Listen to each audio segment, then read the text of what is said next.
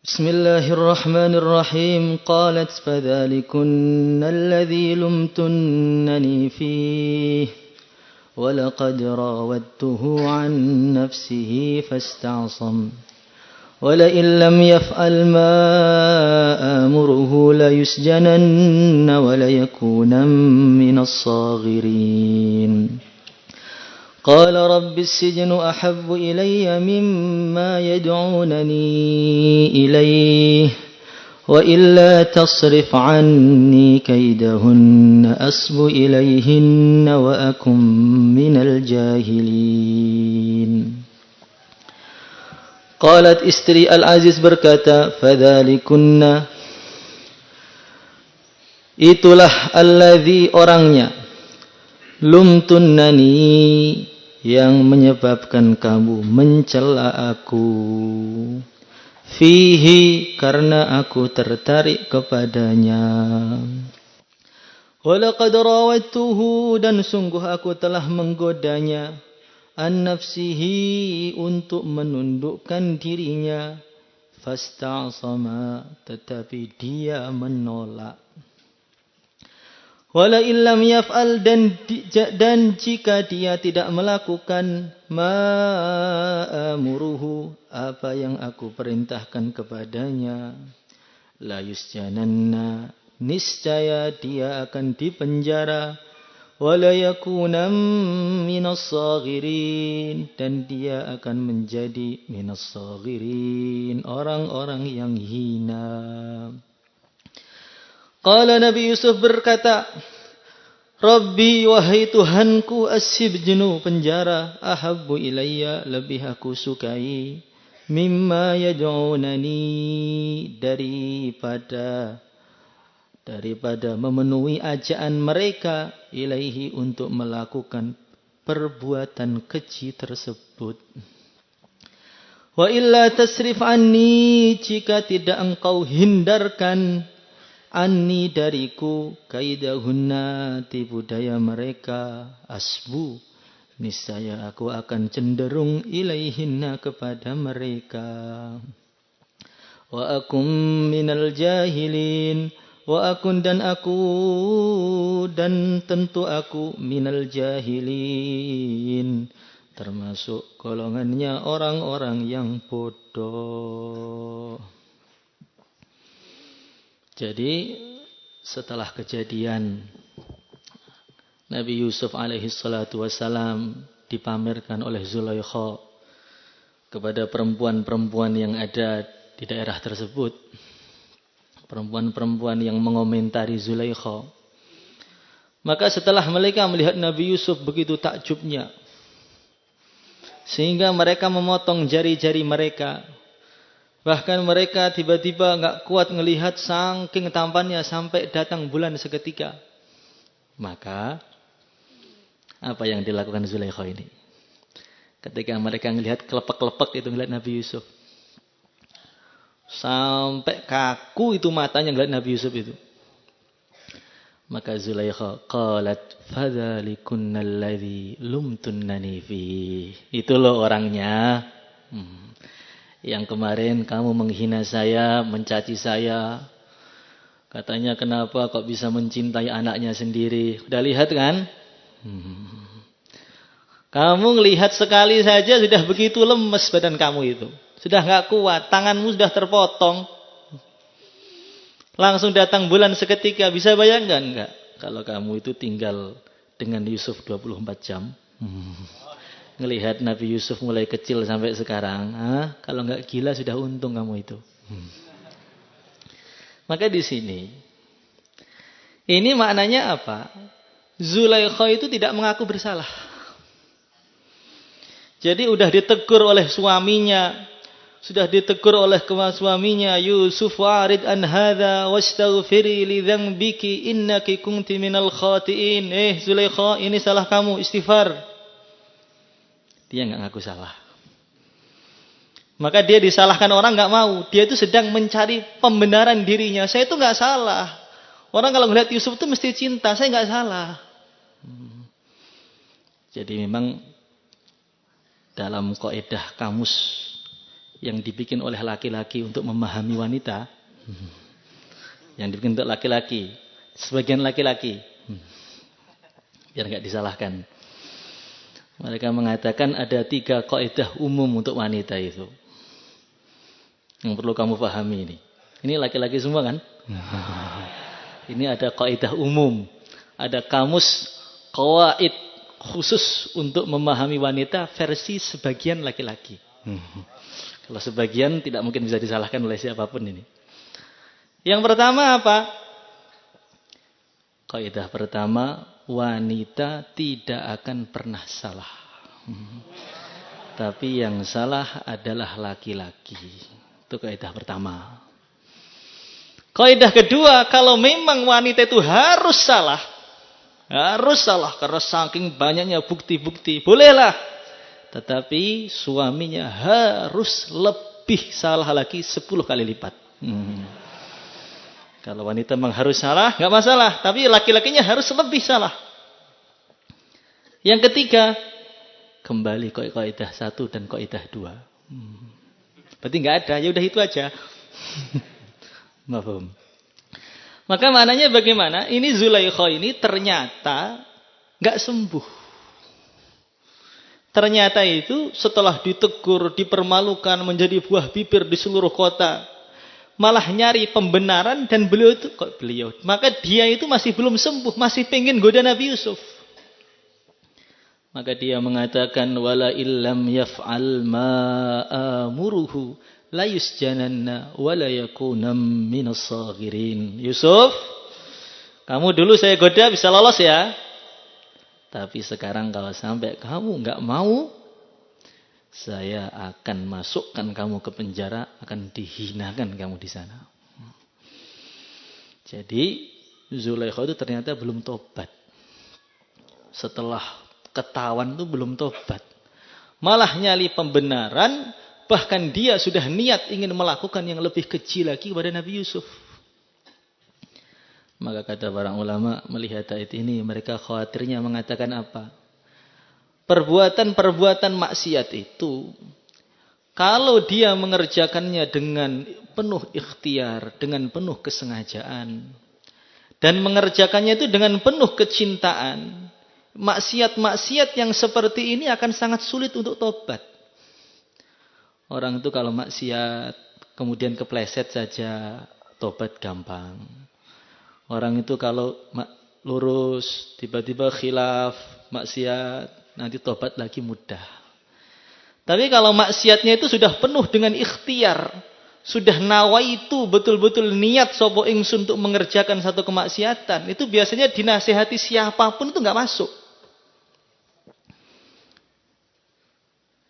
Jadi Zulaikha di sini itu karena maksiatnya sudah penuh kecintaan, walaupun dijadikan nyinyiran seluruh kota, walaupun ditegur suaminya, dan itu membuat dia malu, hilang malunya sudah.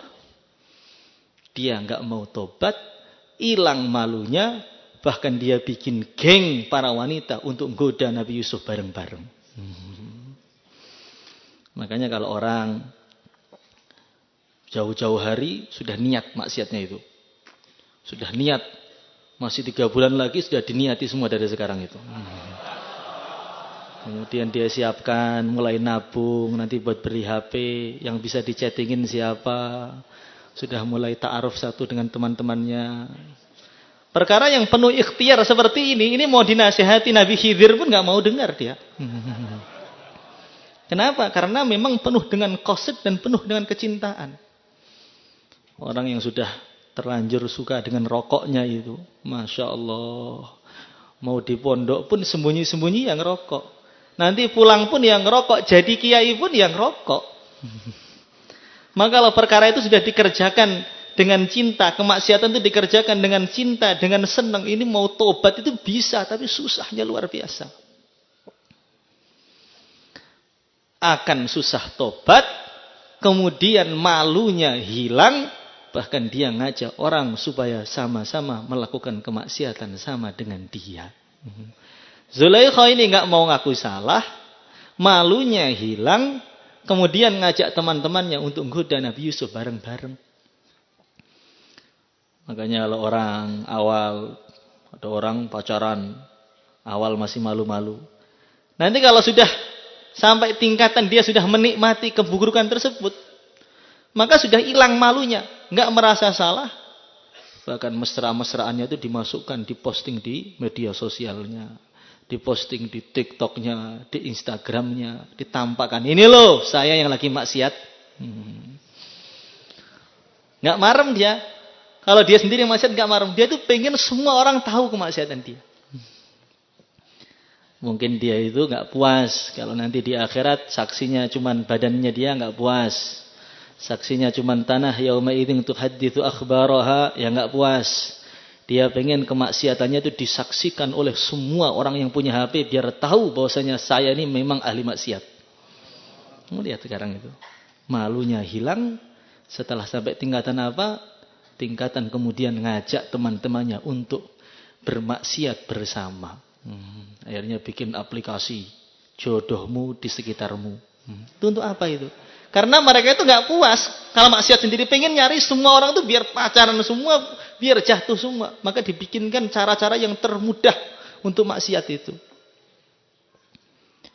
Begitu pula kebalikannya, kalau orang itu amal ketaatan itu dengan kecintaan akan susah untuk berhenti.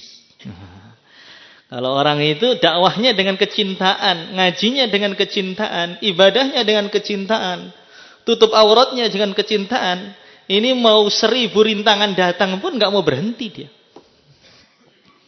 Orang itu kalau sudah namanya sholat dengan kenikmatan, masya Allah, itulah Rasulullah Sallallahu Alaihi Wasallam. Tubuhnya udah letih, capek bener ngurus umat. Arikhni bis shalah, wahai Bilal, ayo istirahat yuk, sholat yuk. Bukan capek sholat, tapi kalau capek sholat. Kalau kita itu capek sholat. Kalau Nabi itu kalau capek sholat. Maka Sayyidina Umar radhiyallahu taala anhu, beliau itu dibunuh oleh Abu Lu'lu', ditusuk, ditikam sampai beberapa tembus itu badan beliau itu. Kalau beliau minum air, keluar itu dari perutnya, dari sampingnya itu. Tikaman-tikaman yang begitu banyak. Pendarahan yang begitu hebat. Nggak sadar beliau itu. Ketika detik-detik menjelang wafat itu nggak sadar. Maka teman-temannya kalau masuk waktu sholat, datang bisi Sayyidina Umar. Wahai khalifah, sudah azan khalifah. Langsung dari nggak sadar tadi berdiri, darahnya itu tumpah-tumpah, sholat, salam, pingsan lagi. Kenapa? Karena beliau sudah menikmati namanya sholat. Kalau orang sudah menikmati sholat, nggak sadar pun tetap sholat. Kalau orang itu sudah nggak menikmati sholat, sadar pun tetap nggak mau sholat. Maka dalam Sarah Hikam itu ada seseorang wali, dia mengatakan, kamu pengen ketemu Qutbul Autad, Imamul Autad, pimpinannya para Autad, wali yang derajatnya itu begitu tinggi, ada di Turki sana. Di salah satu gua. Maka orang tadi ngecek kayak apa ternyata dia itu. Ternyata wali besar tersebut itu kena penyakit lepra. Kena penyakit, badannya itu kalau berdiri, kulitnya itu lepas. Saking parahnya itu. Jadi kalau kesenggol sedikit aja bisa jarinya copot. Dagingnya bisa berserakan. Badannya itu sudah penuh dengan darah dan penuh dengan nanah. Maka dia perhatikan, ini pimpinan para wali ini. Waktu malam, masuk isya, maka beliau itu ngambil besi, ditancapkan, beliau berdiri, badannya ditali di besi itu, biar nggak jatuh. Maka takbir Allahu Akbar, salamnya menjelang sahur kurang 2 menit. Dengan badan yang sudah penuh dengan penyakit, gerak dikit aja kulitnya lepas. Itu pun masih sholat sepanjang malam dengan ditali badannya di besi. Ini kenapa? Karena kalau dia itu sudah menikmati namanya sholat. Mau sekarat pun, tubuhnya mau hancur pun tetap sholat. Tapi kalau orang itu sholatnya karena keterpaksaan, datangnya ke masjid itu karena jauhlah, di masjid pun harus diabsen lagi. Nanti kalau yang jauh lagi itu hilang, ya sudah berhenti. Maka kalau dia sudah perpulangan pulang, Masya Allah, bisa itu sholat isya-nya jam 12, isaknya menjelang subuh. Akhirnya dia isak dengan subuh satu wudhu, mirip para wali. Isaknya menjelang sahur, setelah isak langsung sholat subuh. Kalau orang itu pakai jubah, pakai cadar, karena kenikmatan, karena perintah Allah, dengan kesadaran. Maka dia itu mau tinggal di Italia sana, di Roma sana. Dia tetap akan menggunakan baju muslim. Tapi kalau pakai baju Islam, pakai jubah, pakai cadar, ini keterpaksaan. Maka perpulangan baru sampai Mas Pati saja jadi Power Rangers sudah. Buka semua langsung TikTokan. Kenapa? Karena amalnya tidak karena kecintaan. Kalau amal itu sudah karena kecintaan itu nggak bisa berhenti, Kang. Maka dulu ada seorang namanya Julaibib, sahabat. Orangnya itu sama sekali nggak menarik. Orangnya itu pendek, kemudian gemuk, hitam, dan nggak punya makanan, miskin. Kalau beliau tidur itu di depan Masjid Nabawi, lantainya tanah, atapnya atap masjid, kadang-kadang atapnya langit. Saking miskinnya itu. Sering nggak punya makanan, kalau nggak punya makanan puasa. Kalau minum pakai tangannya karena nggak punya gelas. Itu Julaibib, salah satu sahabat.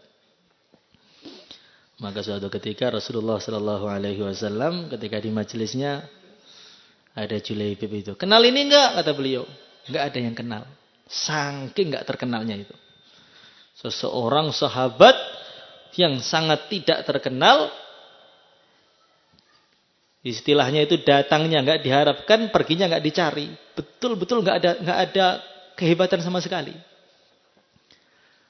Maka Nabi mengatakan pada Julaibib, Julaibib, ala tatazawwaj? Kenapa kamu enggak nikah aja?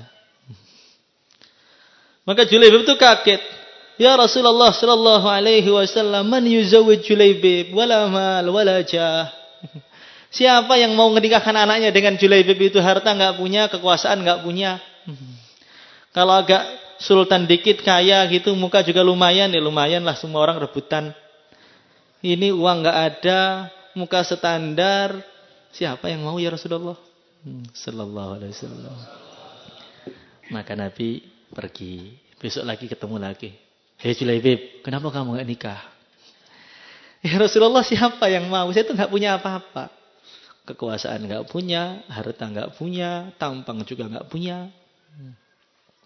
Ketemu Nabi lagi besok. Kenapa kamu enggak nikah? Ya Rasulullah, siapa yang mau? Sallallahu alaihi wasallam. Maka Nabi mengatakan itu ada perempuan Ansor itu.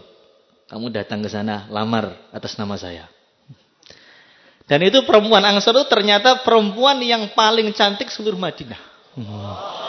Suruh nikah dengan Julaibib yang orangnya pendek, hitam, nggak punya harta, gemuk lagi. Ini anak putih harus dengar ini. Maka akhirnya bagaimana? Ketika datang itu bapaknya kaget. Julaibib, kamu ngelamar anak saya? Saya ngelamar disuruh Rasulullah Sallallahu Alaihi Wasallam. Bapaknya itu masih nggak terima, mau nolak bingung, mau nerima bingung. Ibunya sudah teriak, ini anak saya ini bunga desa ini. Kalau yang sudah tua-tua nggak laku ya boleh lah. Lah ini kan masih, Akhirnya bagaimana? Akhirnya anaknya itu keluar. Anaknya itu bilang kepada bapaknya dan ibunya, harus kamu terima ayah ibu. Kalau sudah perintah Nabi, jangan sekali-kali kamu tolak, saya ridho 100%. Anak putri dengar. Ini bagaimana orang itu betul-betul mencari agamanya itu di sini nih loh. Maka akhirnya malam itu disiapkan walimahan. Julaibib yang orang yang istilahnya itu nggak punya rumah, nggak punya apa-apa, nggak punya harta, dapat wanita yang paling cantik nomor 1 seluruh Madinah. Maka malam istrinya itu Karena ridho betul dengan Julaibib, bukan terpaksa. Maka dia bersolek, sudah cantik bersolek lagi. Maka nilainya dari 10 menjadi 1000. 10 sudah mentok kan, 1000 nih dah. Mirip bidadari kurang dikit gitu. Akhirnya nikah, ketemu Julaibib. Ketika ketemu dan sudah orang yang sudah paling jelek dapat paling cantik. Malam pertama yang begitu indah lagi. Malam pertama itu walaupun istri nggak cantik tetap indah aja. Apalagi malam pertama dengan istri yang cantik dan itu bukan kelasnya. Cantiknya itu sudah offset. Tengah-tengah ketemu istrinya, bayangkan. Tengah-tengah ketemu istrinya, tiba-tiba dengar ya khailallah hirkabi. Wahai pasukan Allah, berangkat. Tercantik ditinggalkan si cantik tadi, langsung jihad, balik-balik tinggal namanya. Maka Nabi itu nangisnya luar biasa ketika Julaibib wafat itu. Maka beliau pangku itu Julaibib di pahanya beliau. Wahai Julaibib, kamu itu saya itu kamu anta ana minka lupa bahasa Arabnya apa. Wa anta minni, kamu itu golongan saya golongan kamu wahai Julaibib. Maka tengah-tengah di pangku Nabi itu tiba-tiba nutup wajahnya. Kenapa ya Rasulullah sallallahu alaihi wasallam? Saya melihat bidadari-bidadari itu rebutan pengen datangi jenazah Julaibib. Maka saya tutup wajahnya, saya takutnya dia cemburu istrinya saya lihat. Maka maknanya cerita dari apa? Orang itu kalau memang sudah menikmati fisabilillah, walaupun di depannya itu ada yang paling seger seluruh Madinah, tetap ditinggal. Tapi kalau orang itu bawaannya sudah nggak suka berjuang, walaupun nggak punya istri pun ya nggak mau berjuang. Pokoknya kalau amalan-amalan itu dikerjakan itu dengan cinta dan dengan karena Allah, nggak akan bisa berhenti. Maka Syekh Abdullah bin Mubarak di musim yang begitu dinginnya luar biasa, beliau Imam Isya. Ketika setelah Imam Isya mundur dari masjid, keluar dari pintu masjid, angin dingin, cuaca itu udah salju, sudah sangat dingin kayak kulkas begitu. Tiba-tiba datang seseorang tanya hadis pada beliau, Syekh, ini hadisnya gimana? Sahih apa enggak? Ini maknanya gimana? Jawab. Ditanya lagi, jawab, tanya lagi enggak jawab. Tiba-tiba dengar as-salatu khairum minan naum. Isya sampai subuh berdiri itu enggak sungguh-sungguh itu. Main-mainnya beliau jawab orang tamu itu depan masjid itu sampai mulai isya sampai subuh. Saking menikmati mudzakarah ilmunya itu. Bukan mudzakarah ilmu sudah duduk dalam kelompoknya masih tinggal tidur lagi. Sudah ada ustadznya, depan ada kitabnya, masih diileri lagi. Ini sambil berdiri saja di musim dingin yang begitu sangat. Itu mulai isya sampai subuh nggak terasa. Maka Imam Bukhari itu kalau malam tidur sering kebangun. Bangun bentar. Tiba-tiba ngidupkan lampu. Ngambil buku, nulis keterangan. Ditutup lagi, tidur lagi. Terbangun lagi karena memikirkan sesuatu masalah ilmu. Diambil lagi, tulis lagi. Matikan lampu lagi, tidur lagi. Semalam itu bisa bangun, tidur bangun sampai 20 kali. Itu kalau orang sudah menikmati ilmu. Kalau orang menikmati ibadah nggak akan berhenti. Orang menikmati perjuangan, depan istrinya pun dia akan berjuang. Orang kalau sudah menikmati yang namanya ilmu, dimanapun menjelang sekarat pun tetap akan ngaji.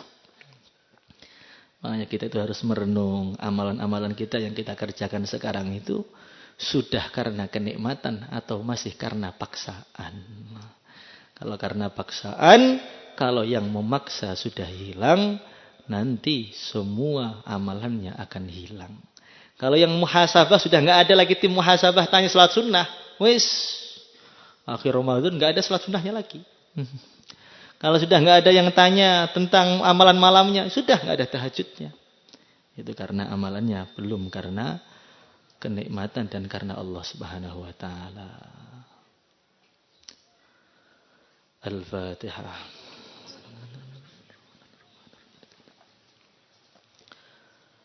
مولاي صل وسلم دائما أبدا على حبيبك خير الخلق كلهم